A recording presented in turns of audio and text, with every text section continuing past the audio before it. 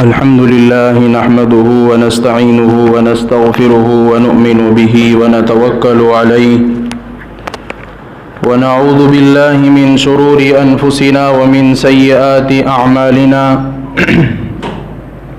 من يهده الله فلا مضل له ومن يضلله فلا هادي له ونشهد أن لا إله إلا الله ونشهد أن سيدنا وسندنا ونبينا ومولانا محمدا عبده ورسوله أما بعد فأعوذ بالله من الشيطان الرجيم بسم الله الرحمن الرحيم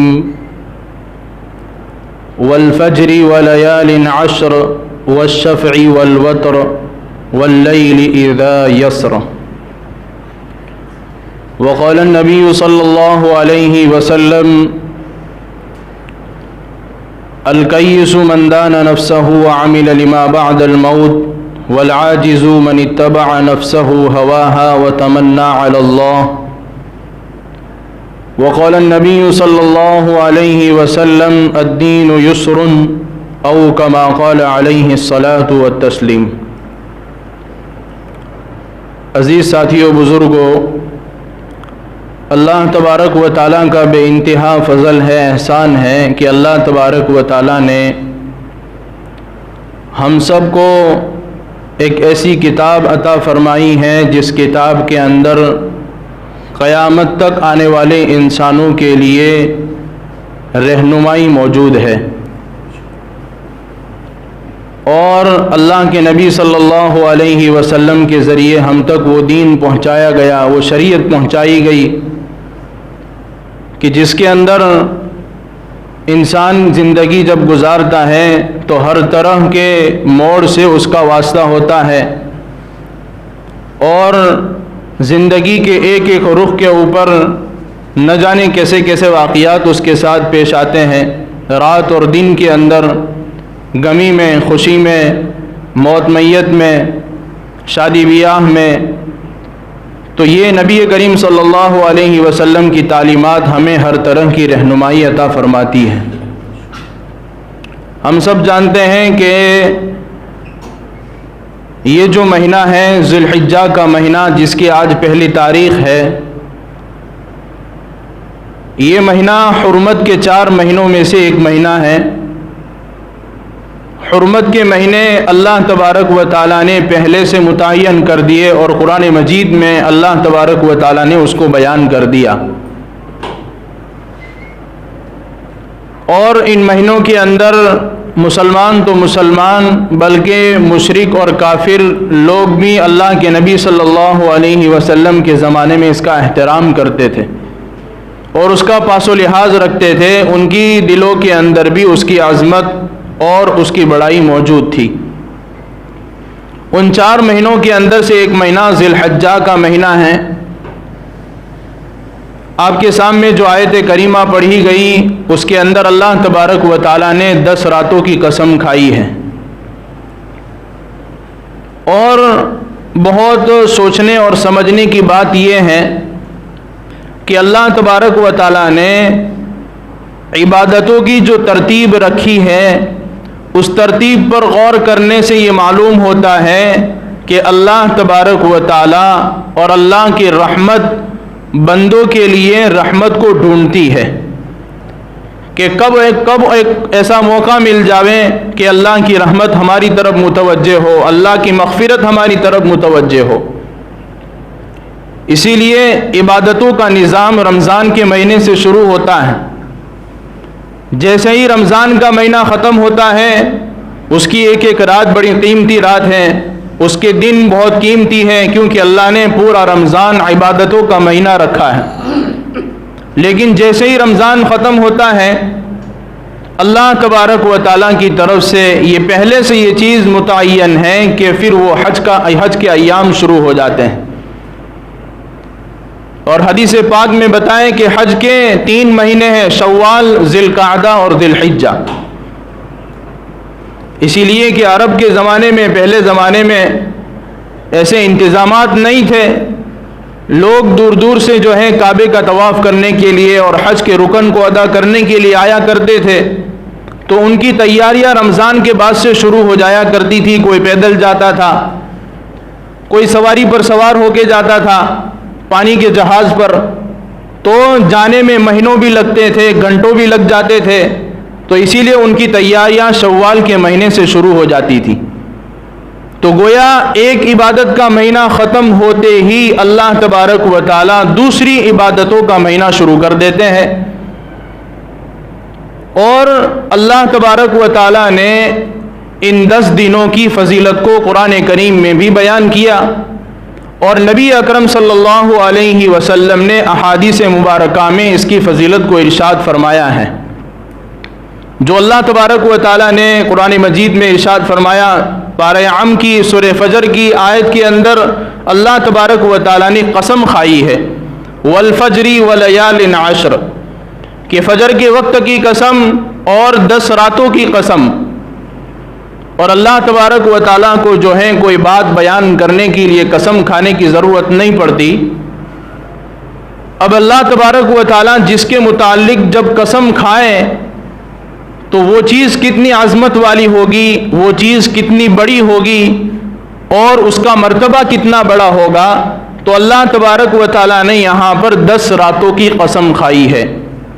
عبداللہ ابن مسعود رضی اللہ تعالیٰ عنہ مفسر قرآن اور دوسرے ایک بہت بڑی مفسرین کی جماعت ان 10 راتوں سے مراد یہ لیتی ہیں کہ یہ ذوالحجہ کی 10 راتیں ہیں.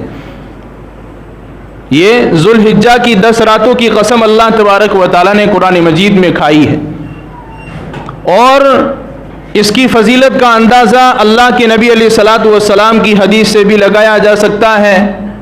اللہ کے نبی علیہ الصلاۃ والسلام ارشاد فرماتے ہیں کہ ان 10 دنوں میں اللہ تبارک و تعالیٰ کو نیک عمل کرنا جتنا پسند ہے, اتنا دوسرے ایام میں اللہ کو نیک عمل کرنا پسند نہیں ہے.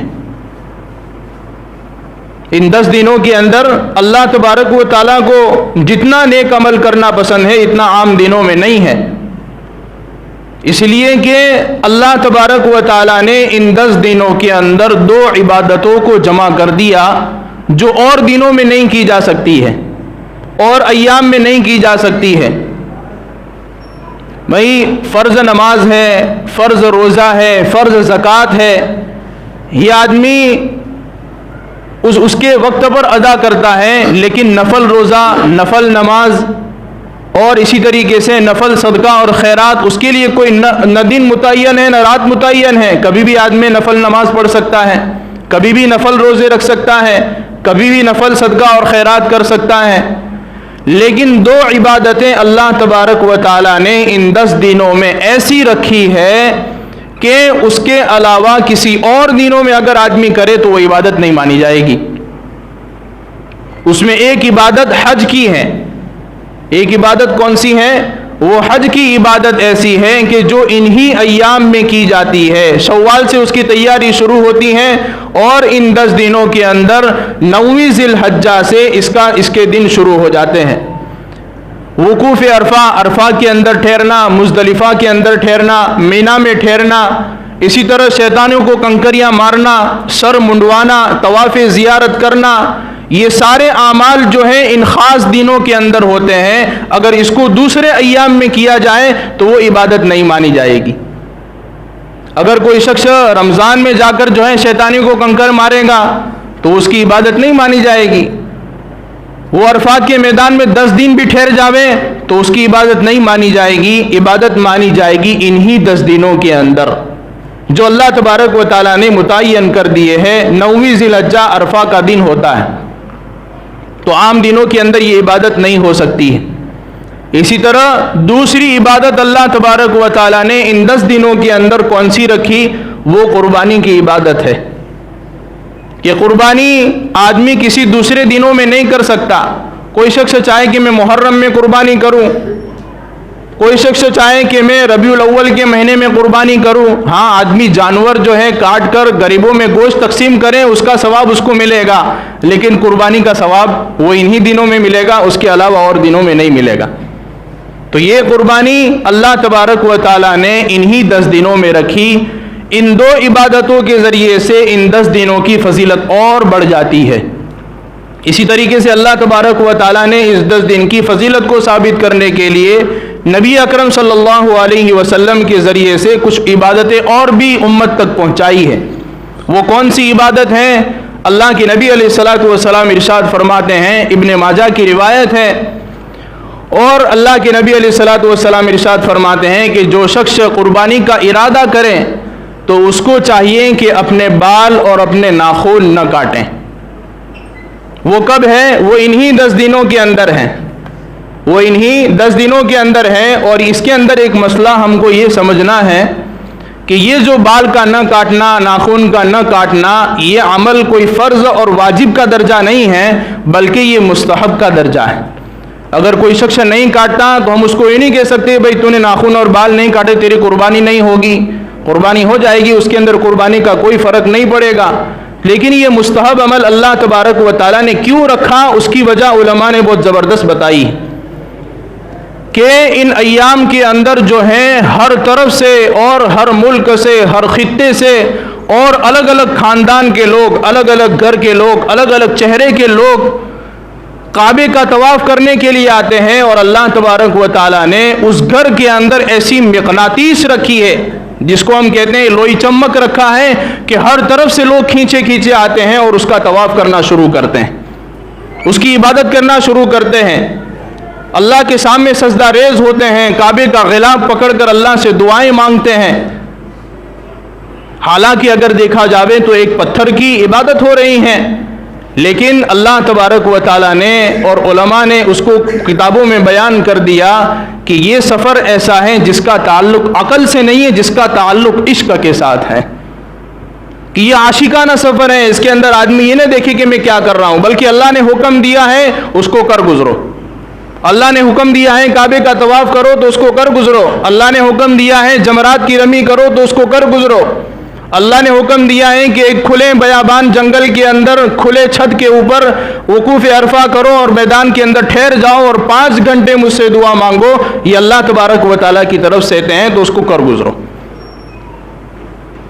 تو یہ اللہ تبارک و تعالیٰ نے ناخن نہ کاٹنا اور بال نہ کاٹنا یہ اس لیے رکھا ہے کہ ان ایام کے اندر حاجی اپنی عبادت کے اندر مشغول ہوتے ہیں، اور جیسے ہی احرام جو ہے ان کے بدن پر آتا ہے، 2 چادریں ان کے بدن پر آتی ہے تو ان کے اوپر بہت ساری جائز چیزیں حرام ہو جاتی ہیں۔ خوشبو لگانا ان کے لیے حرام ہو گیا، بال کاٹنا ان کے لیے حرام ہو گیا، ناخن کاٹنا ان کے لیے حرام ہو گیا، سلے ہوئے کپڑے پہننا ان کے لیے حرام ہو گیا، تو یہ جائز چیزیں بھی ان کے لیے حرام کر دی گئیں۔ تو اللہ کے نبی علیہ الصلاۃ والسلام ہمیں اس بات کا حکم اس لیے دیتے ہیں کہ جس طرح اللہ تبارک و تعالیٰ کی رحمت ان حاجیوں کے اوپر برستی ہے تو تم بھی تھوڑی سی مشابہت ان کی اختیار کر لو، شاید اللہ تبارک و تعالیٰ ان کی مشابہت کی وجہ سے تمہارے اوپر بھی رحمت کو نازل کر دے۔ رحمت کے نزول کے لیے اللہ تبارک و تعالیٰ نے یہ عمل دیا ہے کہ کچھ قطرے رحمت کے اللہ تبارک و تعالیٰ ہمارے اوپر اتار دے۔ حاجیوں کے لیے تو یہ چیزیں ضروری ہیں، لیکن اگر ہم بھی اس کا اہتمام کریں گے تو اللہ تبارک و تعالیٰ کی وہ رحمت جو حاجیوں کے اوپر خاص اترتی ہیں وہ رحمت ہمارے اوپر بھی اترے گی۔ ایک عمل تو اللہ نے یہ رکھا، اور دوسرا امر اللہ کے نبی علیہ الصلاۃ والسلام کی حدیث کے ذریعے سے ہم تک یہ پہنچا ہے، اور اللہ کے نبی علیہ الصلاۃ والسلام کی حدیث ہے کہ ان 10 دنوں کے اندر کوئی ایک روزہ بھی رکھیں تو وہ روزہ 1 سال کے روزوں کے برابر ہے۔ کتنے سال کے؟ 1 سال کے روزوں کے برابر ہیں۔ اور ان 10 دنوں کے اندر اگر آدمی چاہے تو 9 روزے رکھ سکتا ہے، اگر کسی نے 9 روزے رکھ لیے تو اس کو 9 سال کے روزوں کے برابر اس کو ثواب ملے گا۔ اتنی تو ہماری زندگی بھی نہیں ہوگی کہ اتنے دنوں کے اندر، اتنے مہینوں کے اندر اور اتنے ایام کے اندر ہم روزے رکھ لے ہوئے۔ خالی رمضان کے 1 مہینے میں ہم روزے رکھتے ہیں، لیکن جو باقی ایام نفل روزے ہیں اس کا بھی اہتمام کیا جاوے تو 1 روزہ 1 سال کے روزوں کے برابر ہیں۔ اور اسی کے اندر جو ہے ایک اور امر اللہ نے یہ رکھا ہے کہ عرفہ کے روزے کے خاص کر دیا اللہ کے نبی علیہ الصلاۃ والسلام نے کہ جو شخص عرفہ کے دن کا روزہ رکھے، اور اللہ کے نبی علیہ الصلاۃ والسلام نے اس کی فضیلت یہ بتائی کہ ان یکفر السنۃ التی قبلہ والسنۃ التی بعدہ، کہ عرفہ کے دن کا روزہ یہ اس کے 1 سال کے پہلے اور 1 سال کے پچھلے گناہوں کو معاف کر دے گا. 1 سال کے پچھلے اور 1 سال کے اگلے گناہوں کو اللہ تبارک و تعالیٰ معاف کر دیں گے صرف عرفہ کے دن کے 1 روزے کی بنا پر. اور فضیلت اللہ کے نبی علیہ الصلوۃ والسلام نے آگے کیا ارشاد فرمائی کہ اس رات کی 1 رات کی عبادت لیلۃ القدر کی عبادت کے برابر ہے. اگر کسی کو 1 رات بھی جو ہے نصیب ہو گئی عبادت کرنے کی، 1 رات نصیب ہو گئی تو اس نے گویا لیلۃ القدر کی اندر لیلۃ القدر کی رات میں اس نے عبادت کی. اور لیلۃ القدر کی کیا فضیلت ہے؟ خیر من 1000 شہر، 1000 مہینوں سے بہتر ہے یہ. تو اس راتوں کے اندر جتنا ہو سکے اللہ کی عبادت کا، اور اللہ تبارک و تعالیٰ نے جو نیک اعمال ہم کو دیے ہیں، چاہے نفل عبادت ہی کیوں نہ ہو، روزوں کا اہتمام ہو، ذکر کا اہتمام ہو، قرآن کی تلاوت کا اہتمام ہو، دوسروں کو صدقہ اور خیرات کرنے کا اہتمام ہو، ایک عبادت جو ان ایام میں کی جائے گی، ان 10 دنوں کے اندر کی جائے گی، اللہ اس کو ضرور قبول فرمائیں گے. یہ اللہ کی رحمت ابھی ہماری طرف متوجہ ہے. جس طرح حاجیوں کی طرف متوجہ ہے تو ہماری طرف بھی اللہ کی رحمت متوجہ. اس لیے اللہ نے ہم کو یہ اعمال بتائے کہ یہ اعمال کرو تو رحمت تمہاری طرف متوجہ ہوگی، مغفرت تمہاری طرف متوجہ ہوگی. اور اللہ تبارک و تعالیٰ کی رحمت تو جو ہے گناہوں کو معاف کرنے کا بہانہ ڈھونڈتی رہتی ہے. کبھی رمضان کا موقع دے دیتے ہیں، کبھی 15ویں شعبان کی رات دے دیتے ہیں، کبھی ایام دے دیتے ہیں. تو یہ بار بار یہ ایام عبادتوں کے، بار بار یہ ایام جو ہیں فضیلت والے اللہ نے اس لیے دیے ہیں کہ آدمی جو ہے کسی نہ کسی درجے میں اللہ کی طرف متوجہ ہو جاوے اور اللہ کی عبادت کے ذریعے سے اپنا قرب اللہ سے کر لے. اور ان ایام کے اندر جو ہے اللہ تبارک و تعالیٰ نے ایک عمل اور بھی رکھا ہے جو اس کی فضیلت کو اور بڑھا دیتا ہے. وہ کیا عمل ہے؟ تکبیر تشریق کا عمل ہے. تکبیر تشریق کا عمل ہے. اور یہ تکبیر تشریق جو ہے 9 ذی الحجہ کی فجر کی نماز سے لے کر 13 ذی الحجہ کی عصر کی نماز تک ہوتی ہے. 5 دنوں کے اندر جو ہے یہ تکبیر تشریق پڑھی جاتی ہے. اور اس کے الفاظ یہ ہیں: اللہ اکبر لا الہ الا اللہ اللہ اکبر وللہ الحمد. کہ مرد حضرات فرض نماز کے بعد جو ہے اس کو بلند آواز کے ساتھ پڑھیں گے. 9 ذی الحجہ کی فجر کی نماز سے یہ تکبیر شروع ہوتی ہے، یہ اس کو بلند آواز کے ساتھ پڑھنا ہے. اور عورتیں جو ہیں وہ آہستہ آواز کے ساتھ اپنے گھروں میں فرض نماز کے بعد پڑھے گی. اس کے جو ہیں کچھ موٹے موٹے مسائل بھی ہیں کہ اگر کوئی شخص فرض نماز کے بعد پڑھنا بھول گیا یا جو ہے سلام پھیرنے کے بعد پڑھنا تھا تو سلام پھیر کے ہی جو ہے فوراً مسجد سے باہر نکل گیا تو اس کے اوپر سے یہ تکبیر تشریق ساقط ہو جائے گی. پھر وہ جو ہے استغفار کر لے گا، پڑھے گا نہیں. اسی طریقے سے ایک مسئلہ اس کے اندر یہ بھی لکھا ہے کہ کسی نے سلام پھیرنے کے بعد فوراً کسی سے بات کر لی، کیونکہ سلام کے بعد متصلاً یہ تکبیر پڑھنی ہے، کسی سے بات کر لی تو اس کے اوپر بیسی جو ہے تکبیر تشریق ساقط ہو جائے گی، وہ استغفار کر لے گا. اور تیسرا مسئلہ اس کے اندر علماء نے یہ لکھا ہے کہ اگر کوئی شخص سلام پھیرنے کے بعد تکبیر تشریق کہنے سے پہلے ہی اس کا چہرہ قبلے سے پھر گیا، جیسے کہ بعض لوگ جو ہے نماز کے بعد اس طرح پیچھے صف میں جا کر بیٹھ جاتے ہیں تو اس کا چہرہ جو ہے قبلے سے پھر گیا، تو علماء نے اس کے اندر 2 باتیں بتائیں کہ احتیاط تو یہ ہے کہ پڑھ لی جائے، اس کو چھوڑا نہ جاوے. چاہے اس کا چہرہ قبلے سے پھرا ہے لیکن اس نے نہ کسی سے بات کی ہے نہ وہ اپنی جگہ سے ہٹا ہے. اسی لیے ان تکبیر تشریق کا اہتمام کیا جاوے اور اپنے گھروں کے اندر بھی عورتوں کو اس پر لازم قرار دیا جاوے. عورتیں بھی اس کو گھر پہ پڑھنے کا اہتمام کریں. عام طور پر جو ہے ہمیں یہ چیز معلوم ہوتی ہے لیکن گھر والوں تک ہم اس چیز کو پہنچاتے نہیں ہیں. بہت ساری عورتوں کو جو ہے تکبیر تشریق کا مسئلہ معلوم نہیں ہوگا. ہم گھر والوں سے پوچھیں کہ یہ تکبیر کب پڑھی جاتی ہے، ان کو معلوم نہیں ہوگا. ہم مسجد کے اندر بیانوں کے اندر اور دوسرے علماء کے ذریعے سے اس کو معلوم کر لیتے ہیں لیکن گھر والوں کو بھی یہ اعمال بتاوے. یہ جتنی بھی فضیلتیں روزوں کی اور عبادت کی بتائی گئیں یہ گھر کی عورتوں کو بھی جا کر بتاوے کہ ان دنوں کے اندر روزہ رکھنے کا اہتمام کریں. چلو ہم 10 دن کے اندر روزہ نہیں رکھ سکتے ہیں تو کچھ 2 3 یا 4 5 تو روزے رکھ سکتے ہیں.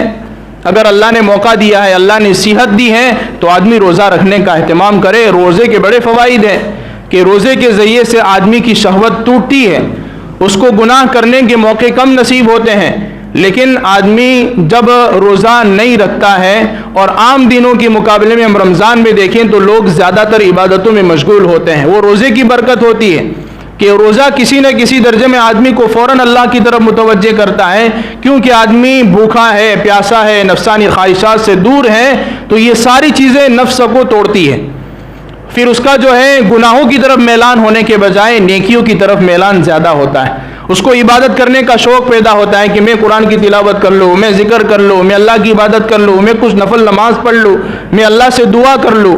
تو یہ ان دنوں کے اندر جو ہے جتنا ہو سکے اپنے آپ کو عبادتوں میں مشغول رکھیں اور گناہوں سے اپنے آپ کو بچاوے، کیونکہ کفار مشرکین جو تھے وہ ان ایام کے اندر اپنے باپ کے جو دشمن ہوتے تھے، اپنے باپ کے جو دشمن ہوتے، باپ کا انتقال ہو گیا لیکن دشمن موجود ہے، اس کی طرف آنکھ اٹھا کر بھی نہیں دیکھتے تھے۔ علماء نے یہ بات بھی کتاب میں لکھی، بدلہ لینے کی تو دور کی بات ہے، آنکھ اٹھا کر بھی نہیں دیکھتے تھے۔ وہ لوگ بھی جو ہے ان ایام کے اندر جو ہے اس کا اہتمام کرتے تھے کہ کوئی گناہ ان سے نہ ہو، اور ہم تو اللہ نے ہم کو تو مسلمان بنایا ہے، ایمان والا بنایا ہے، تو مسلمان سے یہ بات کبھی بھی نہیں ہو سکتی کہ وہ گناہ کرے ان ایام کے اندر۔ اللہ تبارک و تعالی ہم سب کو ان کہی ہوئی باتوں پر عمل کرنے کی توفیق عطا فرمائے۔